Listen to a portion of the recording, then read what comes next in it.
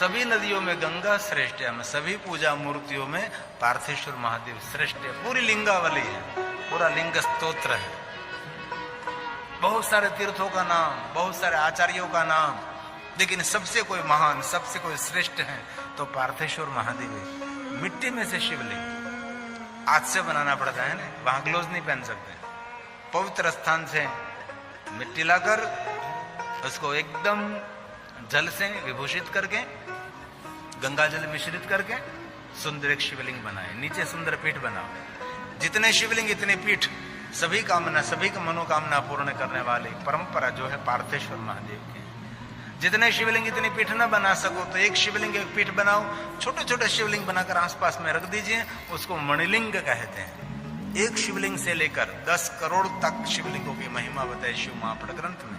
पार्थेश्वर महादेव पूजा की महिमा, पार्थेश्वर पूजा एक यंत्र पूजा भी है, उनकी भी एक अलग से महिमा है। लेकिन शिव महापड़ ग्रंथ में कहा जो कोई मनुष्य नित्य पार्थेश्वर महादेव का पूजन करते हैं, अपमृत्युहरम काल मृत्युहरम श्रापि विनाशनम सद्य, किसी का श्राप हुआ है तो पार्थेश्वर महादेव की पूजा करें तो श्राप में से आपको मुक्ति मिलेगी। हमने बहुत बार कहा है कि दक्ष महाराज ने अत्रि पुत्र चंद्र को श्राप दिया था, तो ब्रह्मा जी ने चंद्र को कहा प्रभास तीर्थ में जाकर आप पार्थेश्वर महादेव का पूजन करें। और अत्रि पुत्र माता अनसुया का पुत्र चंद्र प्रभास तीर्थ में जाकर सागर के तट पर बैठकर पार्थेश्वर महादेव की पूजा करने लगे और भगवान महादेव उनको मिले। और जो दक्ष महाराज ने श्राप दिया था, श्राप में से मुक्ति मिली, क्षय रोग में से मुक्त हुआ, क्षय रोग छूट गया और हम सबको एक ज्योतिर्लिंग मिला जिनको हम सोमेश्वर, चंद्रेश्वर, सोमनाथ महादेव कहते हैं। ये पार्थेश्वर महादेव का उद्गम स्थान है। गलत तरह योग्य पत्नी मिलेगी जो कि पार्थेश्वर महादेव की पूजा करे, पुत्र मिलेगा, पौत्र मिलेगा, धन मिलेगा, धान्य मिलेगा, मान मिलेगा, सम्मान मिलेगा। इसीलिए रोज पार्थेश्वर महादेव का अवसर मिले तो बिलवृक्ष के नीचे बैठकर पार्थेश्वर महादेव का पूजन करें। मुझे कहने में बहुत खुशी हो रही है, हमारी परम शिव भक्त अनिला बहन रोज बिलवृक्ष के नीचे बैठकर भगवान का पूजन करते हैं। बहुत बड़ा पुण्य है। शिव महापड़ ग्रंथ में बहुत बड़ी बात की है। रुद्र संहिता का प्रारंभ में सभी महिमा है।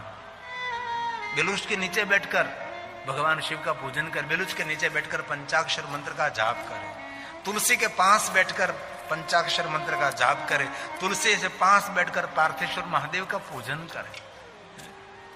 बिलवृक्ष बहुत महिमा, अनंत महिमा बिलवृक्ष की है, जिनकी महिमा कोई गा ही नहीं सकता। सिर्फ महादेव के चढ़ाने की महिमा नहीं, अनंत महिमा है। जरूर हम गाते त्रिदलम त्रिगुणाकारम त्रिनेत्रम चत्र्याउदम एक बिल्व शिवार्पणम, हम गाते ही रहते हैं। पूरा बिल्वाष्टक है ना, बिल्वाष्टक की कितनी महिमा है। एक बिल्वपत्र महादेव को अर्पण करने से क्या फल मिलता है। पूरा बिल्वाष्टक, इनमें बहुत सारे शिव भक्तों को बिल्वाष्टक कंठस्थ रहता है। इनमें से ज्यादा एक स्तोत्र कंठस्थ रखता है जो पहला है त्रिदलम त्रिदलम त्रिगुणाकारम त्रिनेत्रम चत्रयायुधम त्रिजन्म पाप संहारम एक बिल्व शिवार्पणम एक बिल्व एक बिल्वपत्र महादेव को अर्पण करने मात्र से मनुष्य अनेक जन्मों से, अगणित जन्मों के पाप में से मुक्त रहता है। बिलवृक्ष की बहुत बड़ी महिमा है भाई, अनंत महिमा है।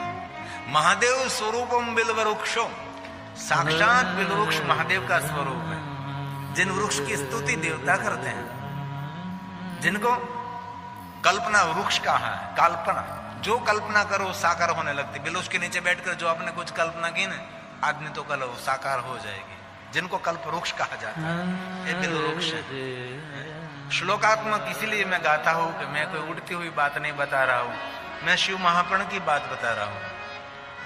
ये श्लोक शिव महापड़ ग्रंथ के हैं, भगवान महर्षि व्यास ने गाया है। जिनकी महिमा देवता भी नहीं गा सकते हैं, ये बिल्ववृक्ष की महिमा है। इसलिए कभी अवसर मिले तो बिलवृक्ष लगाना चाहिए, बिलवृक्ष की सेवा करनी चाहिए, बिलवृक्ष की परिक्रमा करनी चाहिए, बिलवृक्ष को जल पिलाना चाहिए। सभी विश्व के तीर्थ बिलवृक्ष के नीचे रहते हैं। पूर्ण तीर्थानि यावन्ति लोकेषु, जितने तीर्थ है सभी तीर्थ कहाँ रहते हैं? बिलवृक्ष के नीचे रहते हैं। क्या महिमा है! जिनके आंगन में बिलवृक्ष है उनके आंगन में सभी तीर्थ निवास करते हैं। इस श्लोक शिव महापुराण अंतर्गत है। पुण्य तीर्थानि, बहुत सारे तीर्थ क्या देते हैं? कोई आपको पूछे तीर्थ में क्यों जाते हैं तो आपको क्या जवाब देते हैं? तीर्थ पुण्य देता है। पुण्य तीर्थानि, पुण्य देने वाला तीर्थ। जितने जितने पुण्य देने वाला तीर्थ है सभी तीर्थ बिलवृक्ष के नीचे निवास करता है। ये शिव महापुराण ग्रंथ गा रहा है। पुण्य तीर्थानि यावन्ति लोकेषु प्रथितान्यपि तानि सर्वाणि तीर्थानि बिल्वमूले वसन्ति। बिल्वमूले वसन्ति। बिल्व ने मूल में निवास कर सभी तीर्थ। एक बात कहूं, જેના આંગણે બિલુ વૃક્ષ છે ને એમના આંગણાને ગિરી બાપુ લાખો લાખો પ્રણામ કરે છે. જેમના આંગણામાં બિલુ વૃક્ષ છે, તેમના આંગણામાં તીર્થો છે, તેમના આંગણામાં દેવ છે. લિંગ સ્વરૂપ નિર્માણ કરીને કોઈ બિલુ વૃક્ષ નીચે ભગવાન શિવનું પૂજન કરે છે. અનંત ફળ છે. બિલ્વ મૂલે મહાદેવમ લિંગ રૂપેણ. બિલુ વૃક્ષ के नीचे भगवान महादेव लिंग बनावी. हमारी अनिलाबेन रोज पूजा करते हैं. उसके घर में, घर के पीछे सुंदर बिलवृक्ष, उसके नीचे शिवलिंग स्थापित किए हैं. 108 शिवलिंग है और एक शिवलिंग और चलित है. बिलवृक्ष के नीचे बैठकर लिंग स्वरूप का ये पूजन करे. शिव महापुराण ग्रंथ की आज्ञा है. ये कोई कल्पना चित्र नहीं है, काल्पनिक कोई बात नहीं है. हमारे सुख के लिए, हमारे हित के लिए, हमारे कल्याण के लिए कभी कभी तो करो. आत्म कल्याण के लिए कुछ करना चाहिए, आपके जीवन के लिए कुछ करना चाहिए. बहुत दया आती है, बहुत लोग कुछ भी नहीं करते और विधि विधान का, पूजा अर्चन का विरोध करना वो तो बहुत बड़ी हम गलती करते हैं. बिल्व मूले महादेवम, बिल्व मूले महादेवम लिंग रूपेण व्ययम्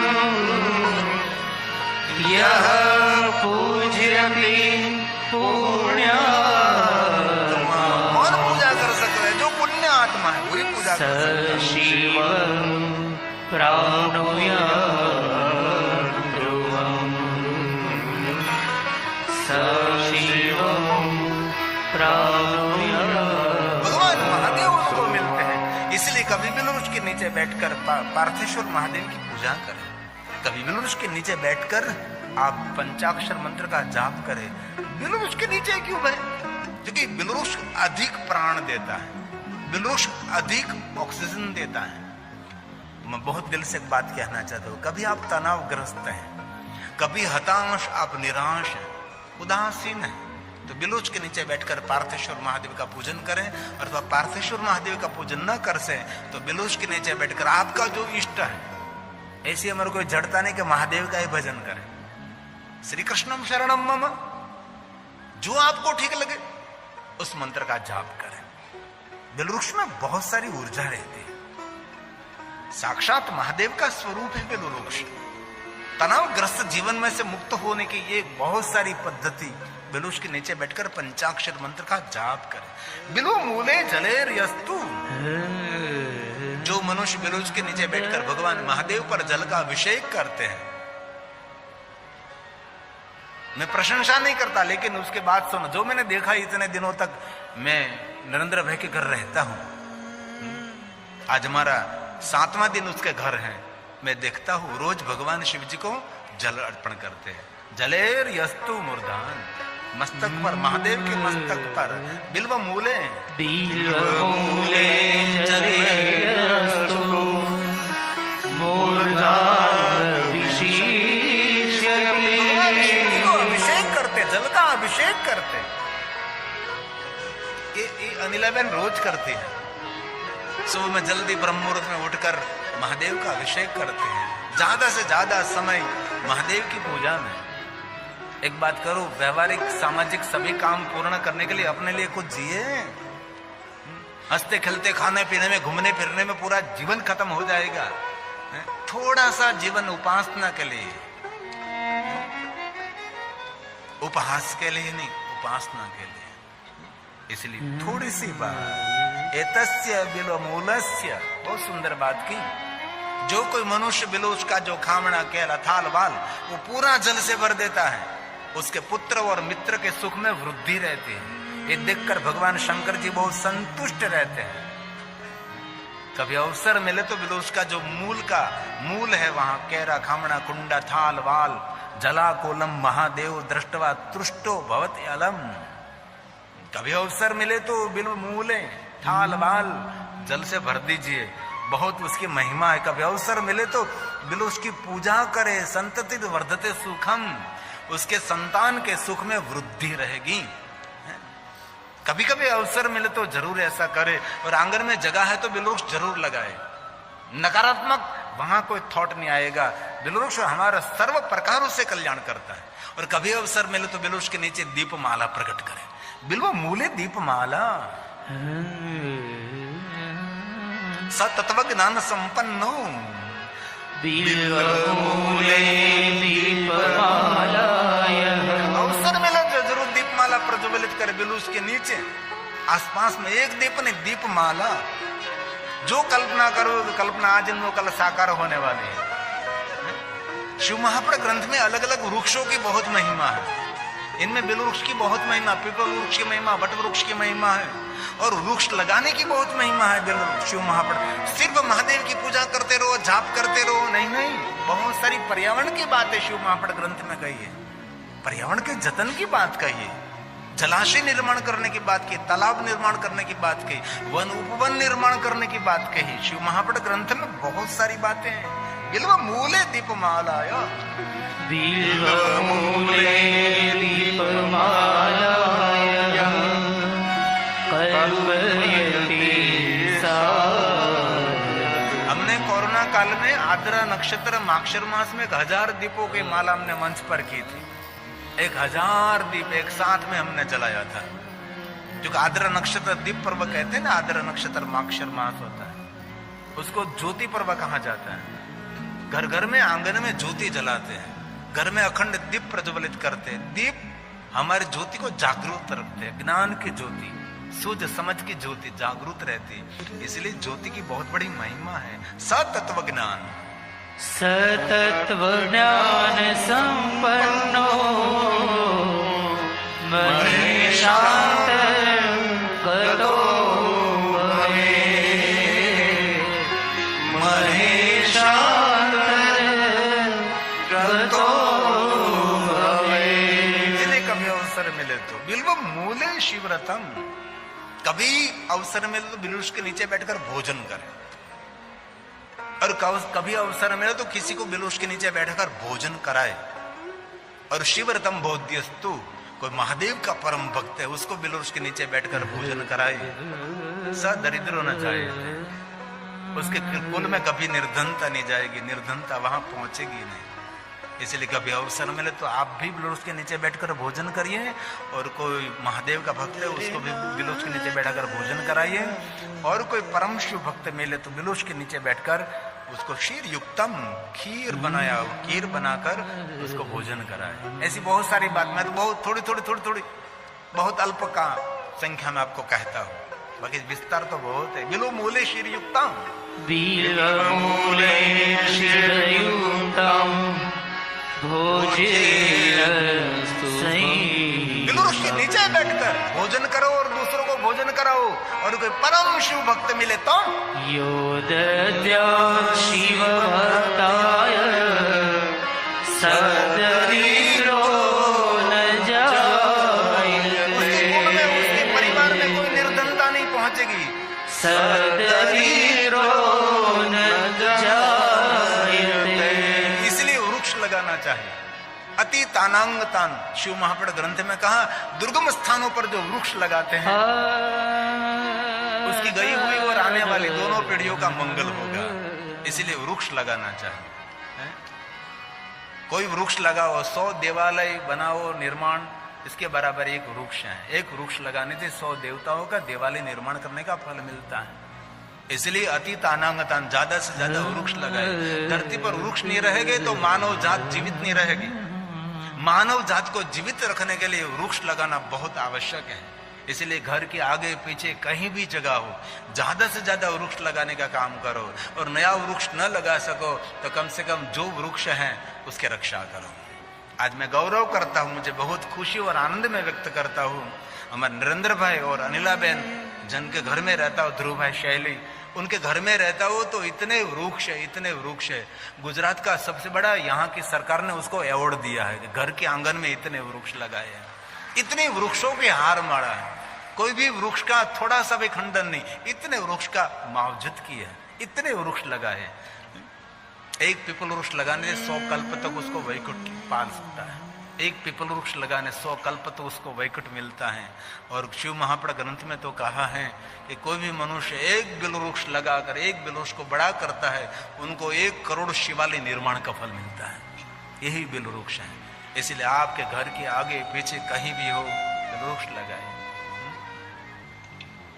अब टेलीविजन में देखते हैं, जहां मैं रहता हूं अभी उसका घर है, इतने वृक्ष कल आप आएंगे ना, रविवार है ना, 9:30 से 10:30 11 बजे तक हम मिलेंगे आपको। आप देख लेना कितने वृक्ष घर के आसपास है। इतना वृक्ष का जतन किया। 100 बच्चों के बराबर एक वृक्ष।